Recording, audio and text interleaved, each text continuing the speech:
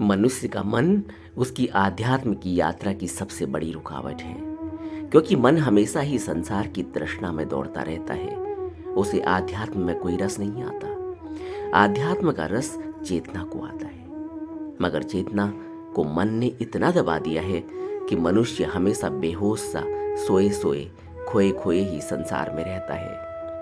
हालांकि वह संसार के कामों में पूरा एक्टिव है। वह एक्टिवनेस मन की है। चेतना का बहुत थोड़ा नाममात्र हिस्सा है, जिसको मनोवैज्ञानिक कहते हैं कि 10% भी चेतना काम नहीं करती और 90% तो हमेशा ही सबकॉन्शियस में ही है। जब मनुष्य का मन थोड़ा रुकता है, उसी समय मन या तो मूर्छित हो जाता है, यानी मनुष्य को नींद आ जाती है, या फिर उसे वैराग्य होने लगता है। संसार में कुछ भी अच्छा नहीं लग रहा होता।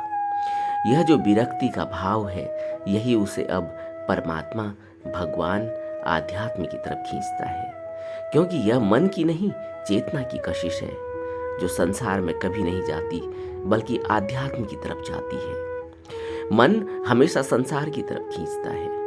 इसीलिए तो कहा जाता है कि जिसके पास पूर्व कर्मों का भंडार ज्यादा है, प्रभाव ज्यादा है, तृष्णा बहुत है, वह संसार की तरफ उतना ही ज्यादा दौड़ता है और उसको आध्यात्म की याद नहीं आ सकती।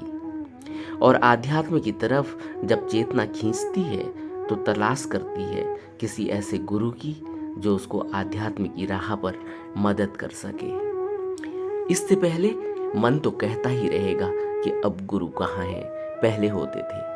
जबकि बुद्ध कहते हैं संसार में बुद्ध पुरुष हमेशा ही मार्गदर्शन करने के लिए होते हैं और अपना शरीर छोड़ने से पहले अपना उत्तराधिकारी नियुक्त करके जाते हैं। मगर मन आध्यात्म की तरफ जाने ही नहीं देता, हर तरफ से विघ्न डालता है। और कोई आध्यात्म की राह पर चल भी गया हो, चल भी रहा हो, तो यह उसको भक्ति करने नहीं देता, रुकावटें खड़ी करता रहता है।